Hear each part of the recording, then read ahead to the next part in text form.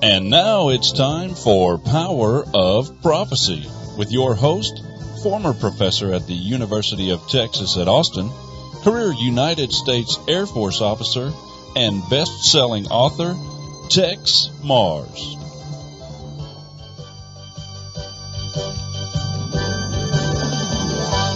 Hello, friends. This is Texe MARRS, and welcome to another edition of Power of Prophecy. You know, I've written a new book. You may have seen it. I hope you have. Hope you got a copy of it. It's an important book. It's entitled The Holy Serpent of the Jews. Now, we're going to talk a little bit about that book, but we have a lot more to discuss today. In fact, I think you're going to want to order the CD or the audio tape of this program, which, you know, you can order any of our programs for just $10 and add $5 shipping and handling. We'd be glad to send it to you. In fact, we have a catalog which shows a lot of our tapes and things. And, you know, every week I try to do a theme. You know, I don't just come on and just talk about any general subject. Some of you may think that I do, but I plan it. And I read that week just constantly and study that particular topic. And I've pre-chosen every topic. I don't usually just show up and just speak on, you know, extemporaneous, whatever comes out of my mind. Again, some of you may think that I do that as well. But no, I try to study and I try to look for things that are very important to you today. They may be historical things.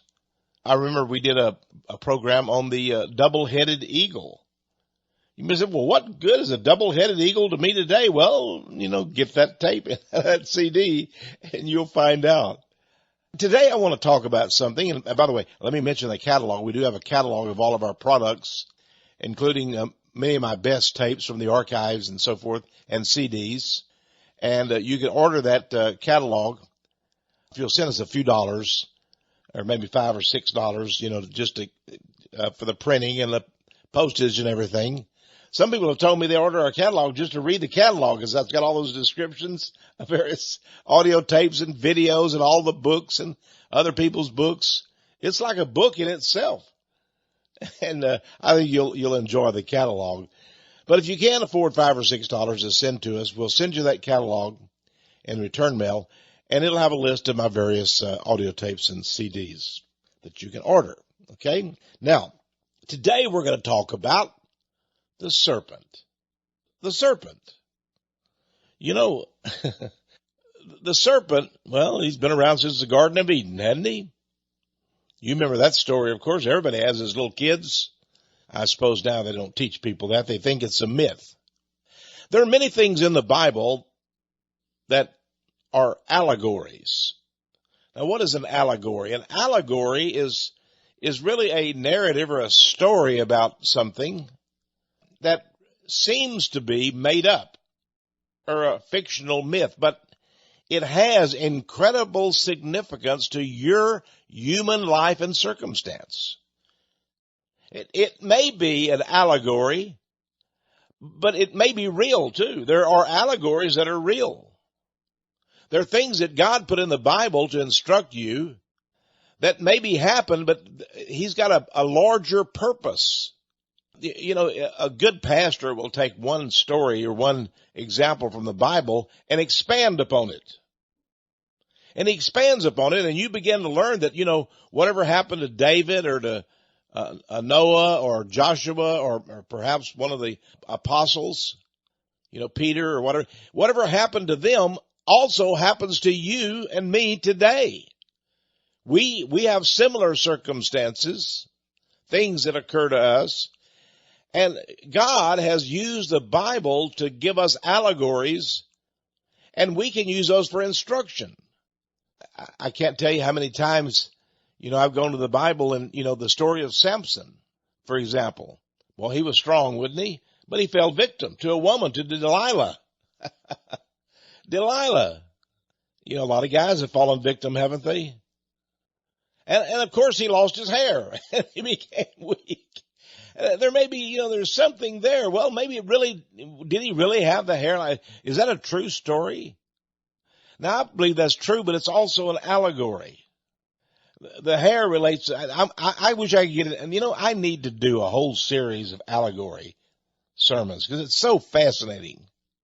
And in Galatians 6, God talks about Abraham and Sarah and the slave girl Hagar and her son, and you discover that Hagar and her son are not the children of promise. They're not the children of the covenant. No, Hagar, the slave girl, wasn't. And Sarah convinced Abraham to cast them out into the wilderness. It seems so cruel, doesn't it? Was Sarah jealous? Well, what's the deal here? Poor Hagar, she was a wife too, you might say. I mean, she had a child. But God intended that child not be a child of the promise. And didn't receive the covenant. The things that were promised to Abraham didn't go to Hagar and her child. Now, it seems that they did get some things God, has provided for them, but they were cast out into the wilderness. Oh, how cruel that could be. And it's interesting that God says that is the story of Israel. Uh-oh. They don't teach that in churches today. They can't, because they say that Israel is going to be reborn again as a mighty nation. It's going to be the greatest nation on earth and all these things. And we've got to bless the Jews or we won't be blessed. And all of Israel today, and we've got to venerate and worship almost the Jews in Jerusalem and all that stuff. But Paul says Israel, a physical Israel, is Hagar and her son, the slave. They're in subjection. They're in captivity to Satan. Oh, again, I would have to say, uh-oh, as somebody surprised says. Oh, you mean Abraham and Sarah are not physical Israel? No, they're spiritual Israel. They have the promises. They give a picture of any race, anywhere, anytime that belongs to Jesus. But Hagar and her son, no, they don't have the promise. They're cast out. Like physical Israel was cast out. Did you know that Jesus in Matthew, I believe it's 21 verse 53, you can back me up on that if I'm wrong. Write to me, would you? Every once in a while I'm wrong on a particular verse. But I know it was Matthew, I shouldn't think of chapter 21, where Jesus said to the Jews and the physical Israel, notice I said physical Israel, the kingdom is taken from you and given to another nation that will bear the fruits thereof. Oh, they lost the kingdom. What is the kingdom? You mean in the future? The kingdom that's going to come? No. The kingdom's already here.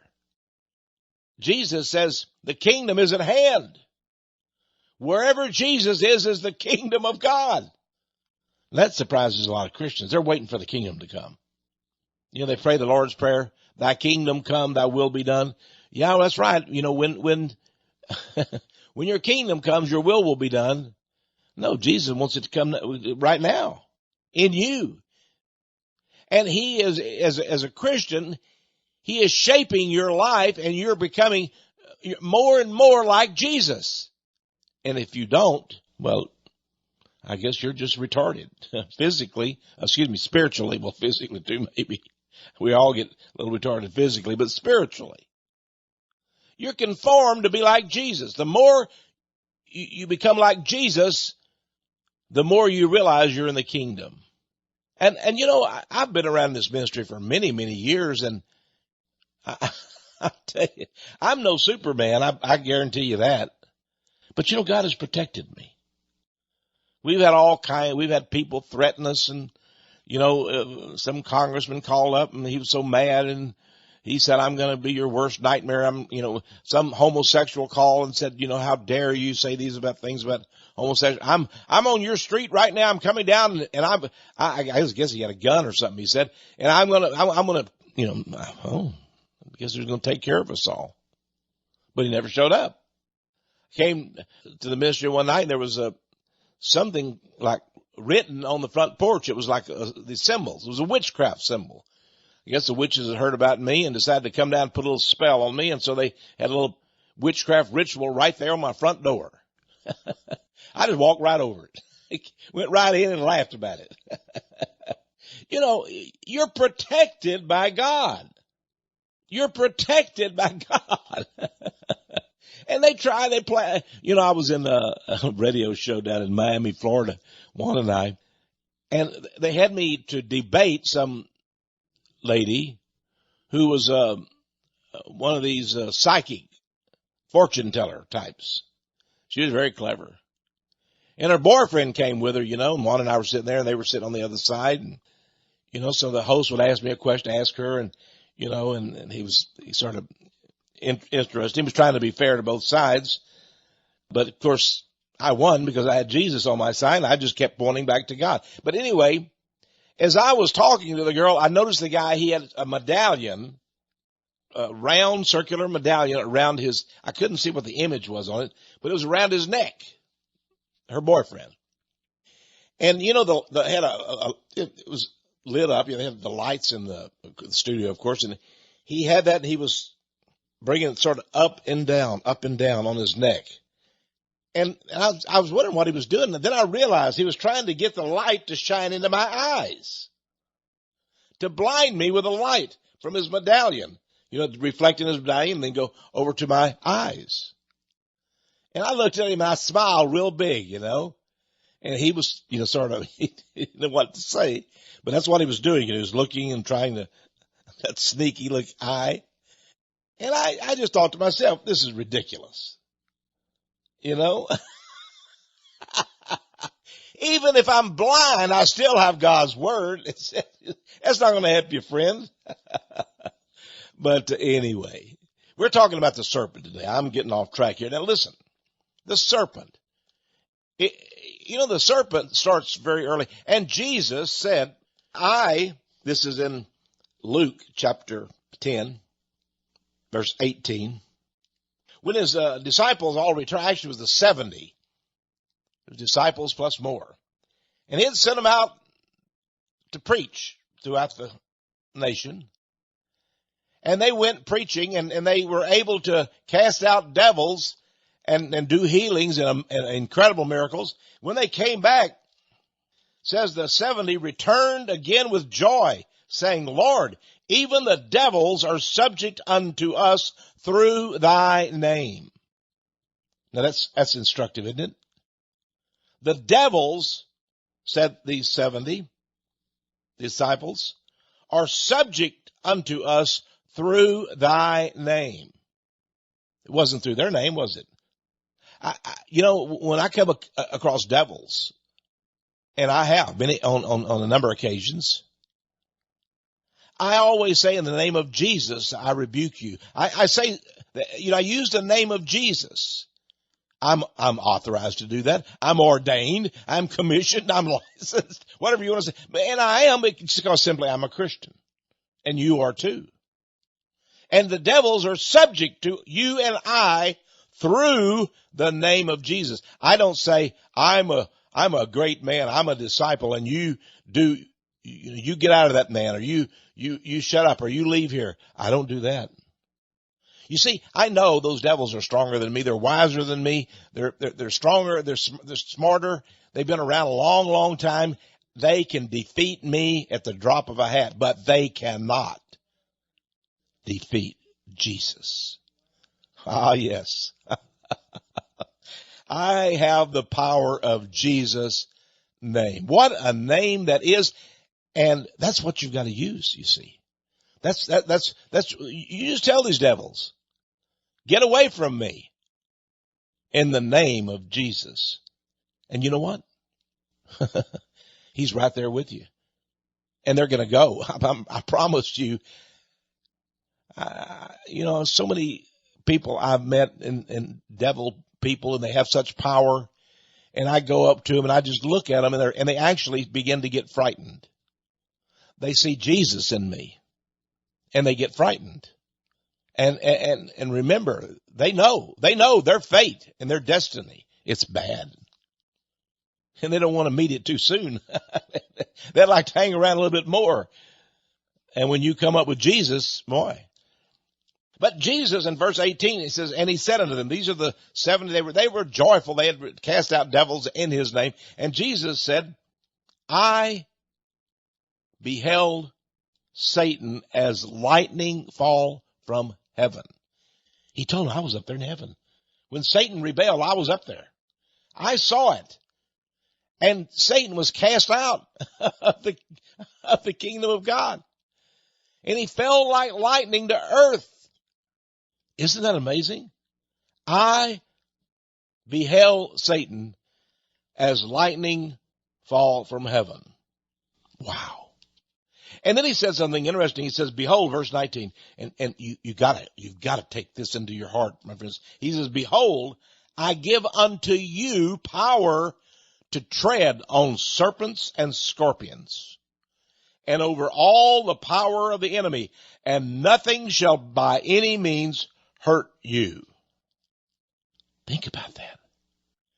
He has given you as his servant, as his disciple, as his follower. Jesus has given you power to tread on serpents and scorpions, and over all the powers of the enemy, and nothing shall by any means hurt you. Now, I want to explain this to you. He's not talking about going to, they have a big rattlesnake roundup here in Sweetwater, Texas every year. And the cowboys go out and try to get all these rattlers they can. They come, they have a big festival with them, and I don't know, they play them, taunt them, and then they finally kill them and eat them, I think. Strange stuff. I don't know if they're delicious or not, but anyway, that's what they do with the rattlesnakes they get. Well, we got plenty of scorpions too. I see one from time to time in my house, I used to kill about 2 or 3 a year, random times. And, Juan and I visited a friend one time, and boy, he had a scorpion on his couch, and I'd sit there and felt this thing going up my, shoulder. And I was wondering what that was, and it came up to the collar of my shirt, and I didn't know what it was, and I had some feeling that I thought my collar had gotten, sort of wrapped around wrong or something. I reached up to straighten my collar. When I did, well, the old scorpion stung me. The rascal. I went, ow. Then he turned around and stung me on the neck too. Stung me twice. Boy, that hurt. It hurt for about 30 minutes. I'm telling you, I thought I was going to die for about 30 minutes. But it went away. Now, Jesus is not talking about scorpions and snakes that you see. I do recommend you avoid these rascals. I do. I don't think you ought to go out and, he's not giving you power to tread over physical scorpions and snakes. Although we have the case of Paul, who went to the island of, I think it was Crete, and there on that island, they had a shipwreck, and he and the ship host were all on the coast there, and they made him a campfire, and I guess they were all cold and everything, and they made him a campfire. Their ship had just crashed, and then he reached to put a stick into the fire, and it turned out to be a serpent, and it bit him. And it was a poisonous serpent. Boy. And they saw that. And I suppose the guys there, the crewman said, well, you're dead now. There's nothing we can do for you. And he just calmly just went and sat back down. And the next morning he was just fine. And boy, that shocked them. How was it that serpent didn't kill him? Very dangerous serpent, turns out. Well, Jesus protected him. It wasn't his time to go. Now listen, friends, don't tempt God. Don't say, I'm going to go out and get bitten by a serpent. It's not my time to go. It might be your time to go, so you might go. But it wasn't Paul's time to go. And he was bitten, and he lasted just fine. Now, the next verse is going to explain this to you. I love the Bible because it'll give you something, you start scratching your head, but in the next verse it explains it. It says, now remember, these 70 disciples came to him and said, we're so happy. The devils are subject unto us through thy name. And he said, I beheld Satan as lightning fall from heaven. He said, behold, I given to you all power to tread on serpents and scorpions and over all the power of the enemy, and nothing shall by any means hurt you. And then verse 20, it says, notwithstanding, in other words, regardless of this fact, rejoice not that the spirits are subject unto you, but rather rejoice because your names are written in heaven. He's saying these scorpions and serpents I was telling you about that you're going to be treading on as Christians, they're spirits. That's what he's talking about. Spirits. He's not talking about real serpents and scorpions. He's talking about spirits, and that's what they are. See, in the New Age movement, I discover that many women are sexual perverts, and they actually, you can order a tape recorder or a CD, and it's called dream recording. Yeah, you can order it. And in this recording, you actually invite spirits to come into your body and have sex with you. So women put it beside their bed and they play it on a little recorder and they go to sleep, and then supposedly it has some kind of music on it, but it supposedly invites spirits to come into your body and have sex with you. That's perverted. Will it really happen? Can a woman have sex with a spirit? Well, I would not put it past Satan. I wouldn't put it past him. I believe it does happen. And these women are perverting themselves and doing terrible things, and they're going to be in real trouble. So he says, I give unto you power to tread on serpents and scorpions and over all the power of the enemy. Then he says, notwithstanding this, rejoice not that the spirits, those are the spirits. See, God is giving you nobody likes scorpions and serpents. And if you do, I think something's wrong with you, my friends. Now, little boys do. They go around and they say, oh, I want to see what this snake is like or whatever. I don't recommend that at all. I think you should stay away from serpents and scorpions. I can't stand them. I can't. I'll kill all of them. Well, don't kill that serpent. I mean, it's a good one. Yeah, no, it's a good one. Sure it is. It's dead. It's come, near my house. Let me tell you. I don't have to look and find out what kind of serpent it is. I just want to get out of there. Now, some people live with serpents and they're their pets and all that stuff. That's nonsense. I think those people are very weird and very perverted. I want you to understand that serpents and scorpions are evil creatures because they're spirits. And the serpent that God talks about in the Bible is the devil. That's the one that went to Eve, and then she convinced Adam to sin, to eat of the fruit of that tree that God told him, don't eat of that. And the serpent came. It wasn't a serpent on the ground. It was a spirit.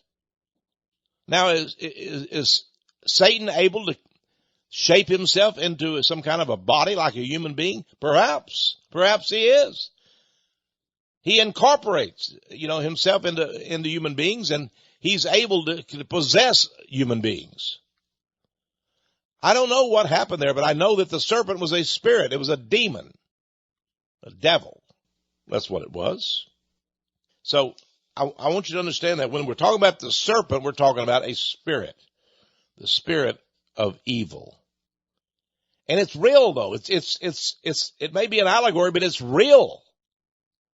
Now, serpents have been around for a long time. In fact, ever since the world began, serpents have been worshiped as gods. They have been worshiped as gods. In every religion, it doesn't matter. I've gone down to Mexico, to the Aztec temples, the pyramids. And I found these paintings, these incredible paintings of the Aztecs and the other peoples there, of serpent gods that they worshiped. Wow. At the same time, you can go and look at the mummies in the various museums of the world, the Egyptian mummies, and in Egypt, in all the pyramids, and you're going to see that they also worship serpents, and they had them on their headdresses, on their head. They had the serpent. Some years ago, I read about a temple in the United States in Nashville, Tennessee. It was a great temple built to Athena around the year 1900, somewhere around there, very close to it. A gigantic temple. It was exactly like the temple of Athena in Athens, Greece. Now, Athena, who is Athena? Athena was the great goddess of Greece. Now, she was worshipped in many lands all over the world. In fact, the mother goddess, that's what they called her. She was worshipped in Egypt, in Syria, and Sumeria, throughout Europe, over in Britain. You come to the Americas, she was worshipped. You go to the islands of the Caribbean, you're going to find the mother goddess is worshipped. And everywhere you go, she always has her serpents who accompany her. You see, serpents are spirits that accompany demon-type deities or gods or goddesses. Well, they certainly did Athena. And I wasn't surprised when I went to visit Wanda went with me. And it was an exciting experience we had. It was unbelievable. It was in Centennial Park, pretty well downtown. And they had this beautiful Greek temple, big, columns like they had in Rome and Greece. It looks like an ancient, why would they build that in Nashville? Well, they had their reasons. They were occultists. They were Freemasons. And they built this great temple to Athena. Now, in 1900 or so, when they built it, Athena's statue was not inside it. It was empty. They had the sanctuary there where you could go into and sit and worship Athena, but Athena wasn't there. Now, her image was carved on the huge bronze doors of the entrance.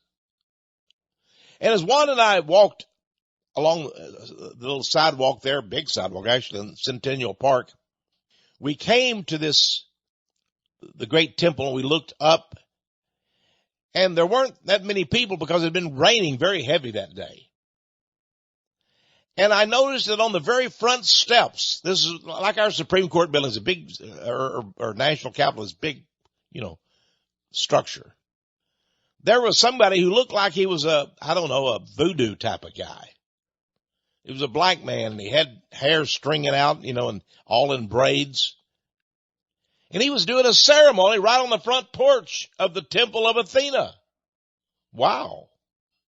Well, we went on in, and they had a guard in there. He was, they always have a guard at the front door. And he said, we're closed today because of the rain. And I told him, I said, well, I'm from Texas. I've come a long way. I sure would like to just poke my little nose in, if you don't mind. We won't disturb anybody or anything. And he looked at me, and he was a nice guy. He said, yeah, I'll let you in. Okay. Now see, right, that's God showed me, okay, there's this voodoo guy outside, and then there's this nice guard there with a police uniform on. He's going to let me in. So Juan and I went on in, and the guard explained to me, he took me in. He was a nice guy. And he said, we're actually doing some work in here now. The statue of Athena is being erected. Uh-oh. Really? It's been 100 years the city of Nashville has waited for Athena to rise. Oh? That's amazing. Well, I'll tell you more about Athena and about the serpents that surround her. And it's right in Nashville, Tennessee. When we return, I'm Texe MARRS. You're listening to Power of Prophecy. I'll be right back.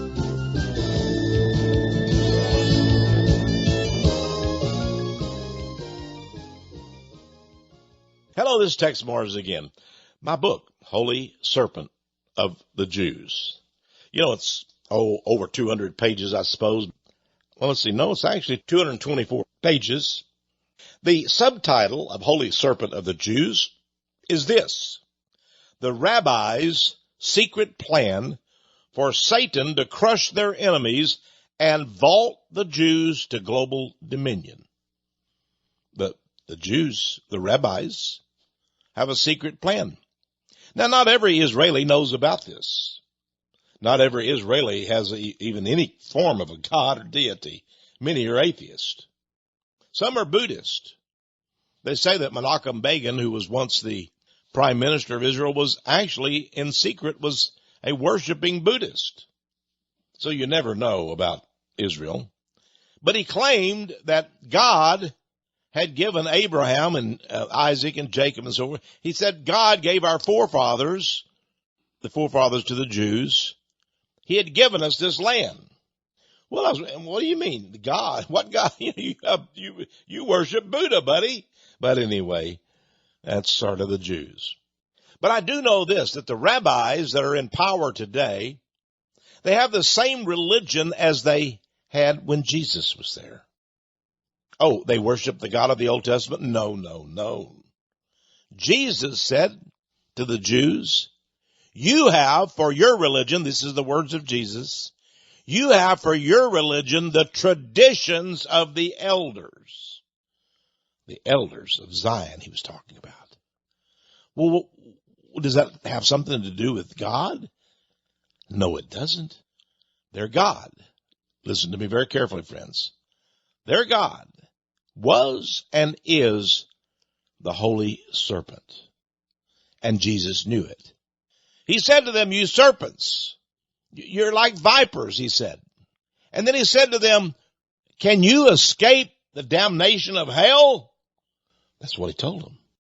Oh, they thought they were so smart, the Pharisees and the lawyers and all the others that they were so clever, and they had studied the Talmud and the Babylonian Kabbalah and all those things they had studied. But they forgot to study the Bible. Because the Bible is really just a fictional book and has no meaning for the Jews. And so they studied what their rabbis told them, which was the traditions. And the traditions taught them that there was a great serpent that was their God. And in this book, I tell you about that serpent. This is the only book in the entire world, as far as I know, in English at least, that explains the true religion of Judaism. I've never met a rabbi who challenged it. I've said many times that after this book came out this last year, that I would be glad to debate a rabbi. Maybe the chief rabbi of Israel would like to come down to Austin, Texas here, and I'll buy his dinner, and we'll go to some restaurant, and I'll give him a nice dinner, and then we'll go on TV, and we'll debate this.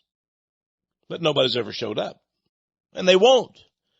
Because they don't want you to know who their companion, their angel of help, they call him. Their great master, the one they worship and venerate, is the Holy Serpent of the Jews. It's the first book like this. Now, it's interesting too. No one has rushed to the bookstore to buy it. No one. No pastor has written me. I expected that, I've got a few, I guess, from pastors that agree with me.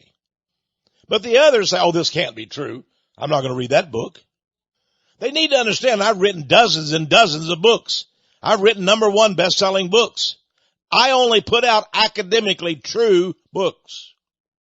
True books. Because there are rabbi after rabbi is quoted in this book. I mean, one rabbi says we Jews are in the belly of the serpent. They're in the belly of the serpent. Another says that the serpent, the Holy Serpent, is our friend, our angel of help. Now, these rabbis are the chief rabbis today. They're not little guys. They're the big wigs. And that's what they say. And I quote them. And they never realized that an English-speaking researcher like Texe MARRS would expose them.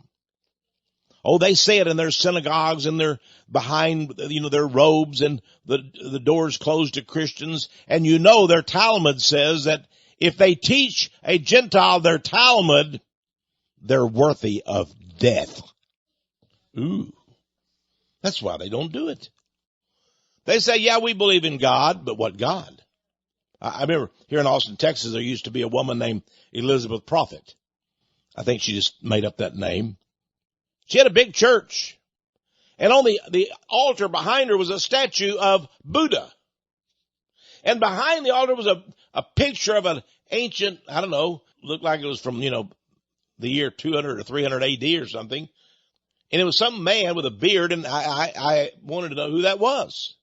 Well, come to find out it was Saint Germain, an ascended master spirit. And he was speaking through her. And on the other side of the auditorium, she had a picture of Jesus. And she would say, today, this is Elizabeth Prophet, today Jesus is with us. He has come with his friend Saint Germain. And Buddha is watching us today. He is with us. What a bunch of malarkey that was. And these people were in the audience. They had about 1,000 there. They believed in this gal. And they really thought these spirits were, even the spirit of Jesus was speaking through her. What a bunch of nonsense. I laughed.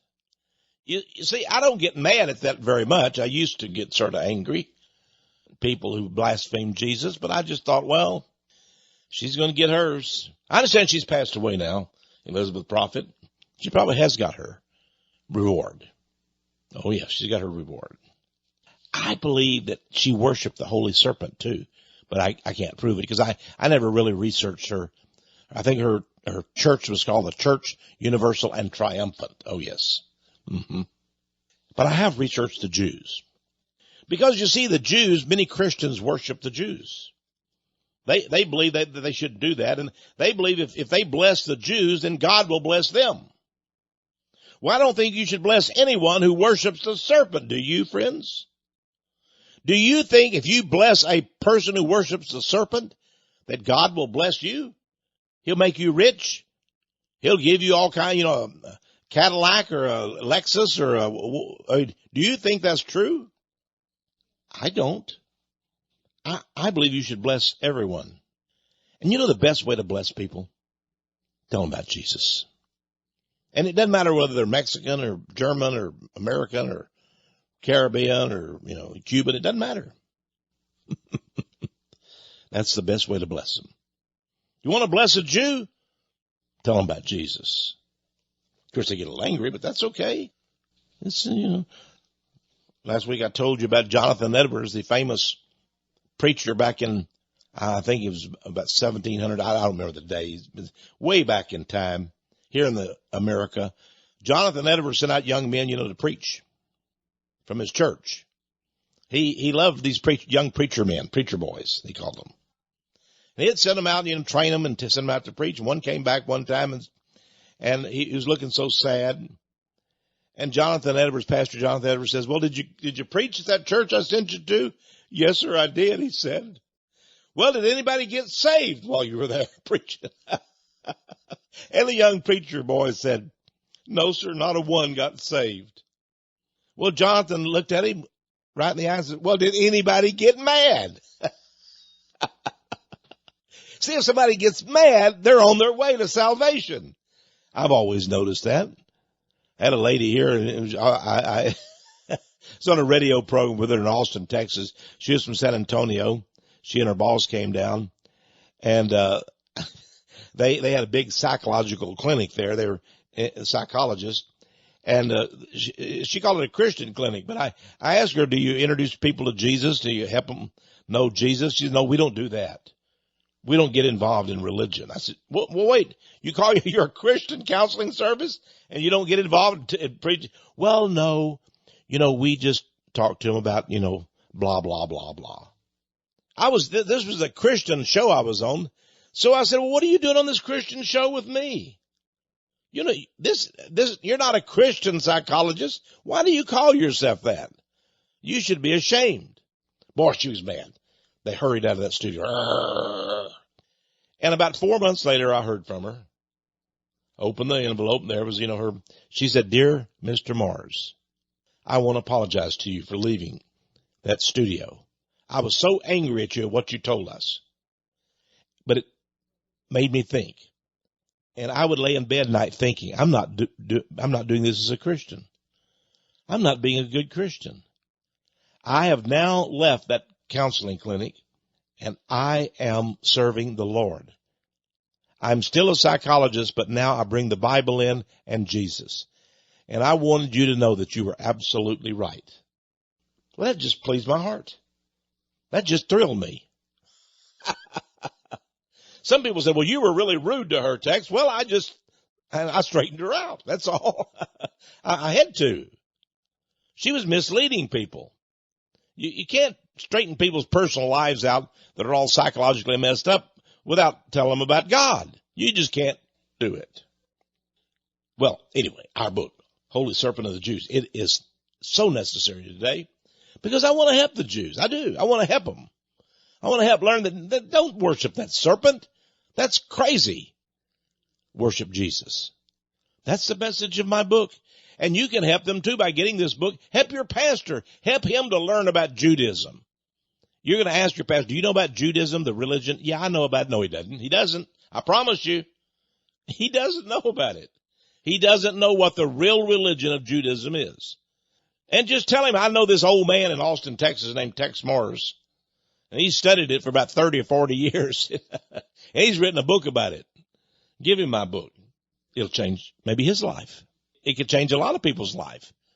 Now, this book is just $20. Add $5 shipping and handling, a total of $25. You can get it by writing to Power of Prophecy, 1708 Patterson Road, Austin, Texas, 78733. Or you can go to our website, powerofprophecy.com, powerofprophecy.com. Or you can go to the website called TexeMARRS.com. Okay? And it'll be right there. I think there's a picture on the web page of this book. You can use your PayPal or your charge card or whatever to order it. Or you can phone us. See, we have 3 ways. You can phone us too, toll free. Absolutely no charge to you. 1-800-234-9673. And when you order, we will automatically send to you free a subscription to our newsletter called Power of Prophecy. I think you'll really enjoy it. This month, we actually have an article entitled Atomic Bomb Secrets. Man, that's powerful. Atomic Bomb Secrets.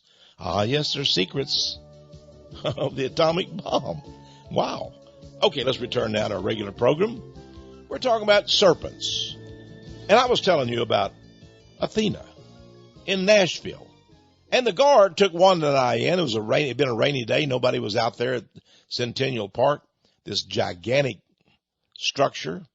And he told me, by the way, they had that a bookstore in there, and I bought several books, and I discovered that was it was built to the scale of the Temple of Athena in Athens, Greece. Within 1/8 of an inch, it was built to the detail. So we have the Temple of Athena in the United States. Now, by the way, that's the city, where the Southern Baptist Convention is, Nashville, Tennessee. And I thought that they would know all about Athena, the great goddess statue. Now, I found out that it was 42 feet tall. That's big. 42 feet tall. 4 plus 2 equals 6. A gigantic statue towering in that sanctuary. Let me just digress for a moment to tell you that I went back to my hotel room and I phoned up the Southern Baptist Convention. And nobody seemed to be in that day, but I talked to a nice lady. She was one of the officials there. And I said, "What about that statue of Athena here in Nashville?" "What statue?" I said, the great big, this is a gigantic, you got a whole temple to her, built to her. "Oh, we don't know anything about that." You don't? The Southern Baptist Convention, the largest denomination in America, you don't know anything about the Temple of Athena? The Temple of Athena was worshipped during the time of Jesus Christ. In fact, she also existed under the name Diana, goddess of the Ephesians. She was called Venus by the Romans. She had many names. ISIS, of course. They even call ISIS today, don't they? The terrorist group. That's one of her names. And I said, you don't know anything about her, no? Do you know anything about Diana? I've never heard of Diana. I said, well, you ever read the book of Acts where Paul talks about the people there that wanted to kill Paul because he was taking them away from the goddess Diana? All the silversmiths had made all these mementos of her and were selling them, and they had this big statue of her, and I've never heard of that. Boy, you know these people, they don't read their Bibles. It's in the book of Acts, Diana. And Paul said she was the goddess whom all the world worships. Man, think about that.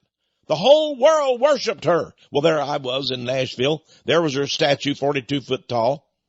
And it was behind it, this gauzy stuff, this gauze type cloth hiding the statue. You know how an artist, he doesn't really unveil the statue till the grand opening. They had not had the grand opening. Nobody could see that statue.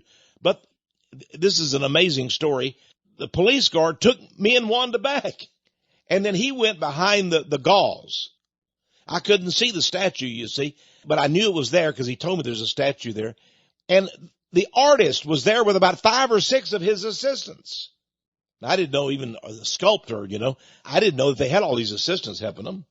And they were there carving and working on that statue. And it was ready to go. I mean, it was ready to unveil, as I determined. But he went back, talked to the guy, and he said, you know, I guess he told him these people are from Texas. And by the way, I also told him I put out a newsletter called Power of Prophecy. And I would love to talk about that statue in my newsletter.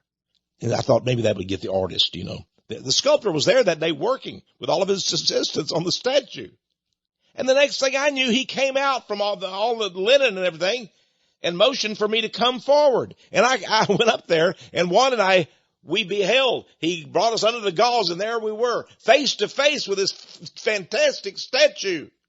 And the first thing I noticed was in her hand was a serpent. A huge serpent was in her hand. And on the ground below her were other serpents. Oh my. There was the great Athena with her crown, queen of the universe, I suppose. I found out later that Athena came from the mind, supposedly, direct from the brain or the mind of Zeus, the father of the gods of Athens, Greece. Then when I visited, by the way, later on the United Nations in New York, I went inside, and right there, when you go inside the United Nations building, there's a statue. It's of Zeus. No, you won't find a statue of Jesus. You won't find one of Paul. You won't find one of Moses, but you will find a statue of Zeus, the father of the gods. He was the devil as far as I was concerned, but there he is in New York at the United Nations, representing all the nations of the world. Zeus, our great God. Amazing. But now Nashville, there it was. In Nashville, Athena. They told me they had waited 100 years to build it for some strange reason. The people had been waiting, and finally it was time. Boy. You see, our lifetime, they feel like this is the 21st century. This is going to be when their Antichrist comes. And they're going to have the fulfillment. They're going to bring back all the old religions. So anyway, I talked to the artist. His name was Alan LeQuire. I said, Mr. LeQuire, this is an incredible situation here. He said, yes. I said, well, tell me, who wants a statue like this? What is its purpose? And he looked at me and he said very sincerely, many people will worship it, he said. I said, really? Oh, yes, he said. There are many in the environmental movement and in the goddess movement among the feminists who will come and worship this statue of Athena. And, of course, the serpents who accompany her. And then I remembered I had read about the gods of ancient Greece and how if you go in some of the temples, they literally had serpents inside, and they would be crawling about. There you were, and there they were, these serpents. And they would put out bread, loaves of bread, as offerings to the gods or goddesses. And the serpents would glide over the bread. And the people thought that the bread was being blessed, and they would take the loaves and eat of the loaves that had been blessed by the serpents. Now, I want you to understand, again, those serpents represent spirits. And I was told that each of the serpents represented various planets in the sky. Oh, yes, they're into astrology too, you see. Anyway, Mr. LaCroix was a very interesting man, and he told me all about the environmentalist and so forth. And then he said, we're going to have our grand opening just next month. You're being allowed to see this incredible statue. This is sort of special, he said. They were going to close up this monument today, and we were the only ones working in here. And he said, I thought the door was closed, but you and your wife got in somehow. I said, well, the door was open. We just walked in. He said, well, I'm glad you did. And he was very nice to me. And I did write about it in my newsletter. It was a feature article. And then I wrote about it in my book, Mysterious Monuments. Athena, there were her serpents, her companions, her angels of help. Now let me tell you about another story. These are true. I was in Silicon Valley. I went there to speak at a conspiracy group. And while we were there, we drove over to San Jose, California. Pretty big city in California. I'm not a big fan of California, you know. They say many people in California now want to leave the United States. You know, all the actors and actresses and all that. And they're welcome to go. I've been hoping they'd fly off to Canada any day now, but they still haven't left. They're angry, you know, about Trump being president. You know, Ashley Judd and Madonna and all those wackos and weirdos. But anyway, I went to San Jose and we were driving around, and I was looking for one particular thing. You see, in San Jose, it seems that the city council and the mayor, they've forgotten all about Jesus Christ. And they wanted to build a statue to worship the God of Mexico, of the Aztecs. Now think about that. Now I want you to tell you that they chose city land and they built this statue to the God of the Aztecs. And they built it on city land. The government of the city of San Jose. Now, of course, if it had been a statue of some Christian figure, they would have taken it down instantly. You know, the Ninth Circuit Court of Appeals, or that crazy judge up in Seattle that ruled against Trump, they said you can't have a Christian statue on government land. But it was okay to have this Aztec god. And guess what it was, friends? It was nothing less than a big statue of a rattlesnake. And it had a little bronze, you know, engraving on it. And it says this is a statue of, I think it was Quetzalcoatl, the plumed feather serpent god of, you know, the Aztecs. Something like that on the side of it. I can't even remember now. I think I took a picture. I'll probably put it in some book in the future. I don't know. But here it was. It was pretty big. And cars were passing around it. So there they were, worshiping or venerating or at least recognizing the God of San Jose. So you want to know about the God of San Jose? It's a big rattlesnake god. And you think, well, Jesus doesn't mind that. Surely there are Christians in San Jose. But I asked around there, I said, did anybody complain about this? They said, no. Did anybody go to the San Jose City Council and say, we don't want this statue in our city? No. There are no Christians that complained? No. But wait, I've gone and driven around. I've seen these big churches, Baptist, Methodist, Presbyterian, everywhere. None of them care about the rattlesnake god? Well, no. Oh, my. America is a perverted nation. And we now allow these demon gods, they represent demons and demon spirits down in Nashville, Tennessee, over in San Jose, California. But wait, I'm not finished yet. I went to George Washington National Monument. It's actually the National Masonic Monument. The George Washington National Masonic Monument. Sort of a tongue twister there. A huge building in Georgetown, out of Washington, D.C., near Georgetown. Big building. And the Freemasons are very proud that they built this building. And I saw all their symbols and everything, and I went inside, and there was a huge statue, I don't know, 30 or 40 foot tall, to George Washington. And there were murals painted on the wall. And I noticed one mural. This is the George Washington National Masonic Monument. And I noticed they had a little sign there that said what that was. It was a painting by a famous painter. It was huge. Took up the whole wall, this mural. And the painting said, this is a scene from the church in Philadelphia, Pennsylvania, right after the Declaration of Independence, and back in 1776 or 7 or something, you know.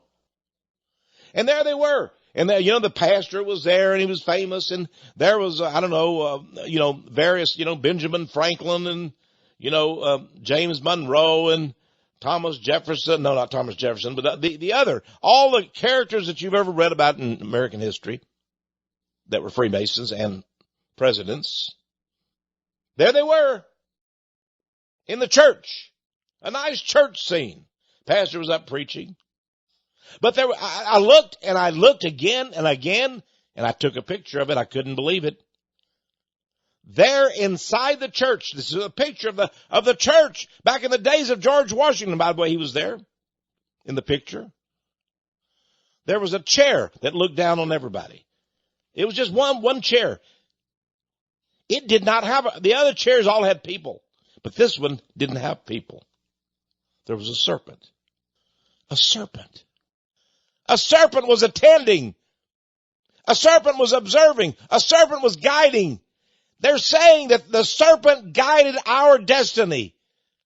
Our nation is framed around the observations of the serpent. The serpent looked down upon us and our founding fathers. That's a flat out horror. There it was. And they told me that 1 million people a year at least visit the George Washington National Masonic Monument. And I asked the man there, I saw a serpent up there. And he smiled, the Mason that worked there. I said, does anybody complain about the serpent in that picture? That painting? No, you're the first. I'm the first man out of millions to go there. Millions. I'm the first to complain about the serpent. Friends, listen. Avoid the serpents in your life. Avoid the demon spirits. Stay close to God. Religions, Judaism, all of Buddha, all of these religions, all the way back to the Aztecs, the Toltecs, the Mayans, all of them worship the serpent. They still do. Yes, they do. The Druids, they worship the serpent. But Christianity, no. It tells us about the serpent. He's that old dragon. That's right. He's the old dragon, the old devil. That's in the book of Revelation, the serpent. And his destination, I want you to know, if you worship the serpent, if you honor him, you will go where he's going, which the Bible says is the lake of fire.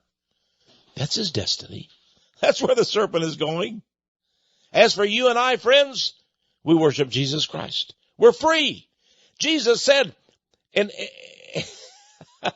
his very first sermon that he gave to the synagogue, he got up and he said, I am setting the captives free. Wow. I'm free of the serpent, of all of his people, because I know Jesus Christ. And I hope you are too. And if you're not, you can be. This is Texe MARRS.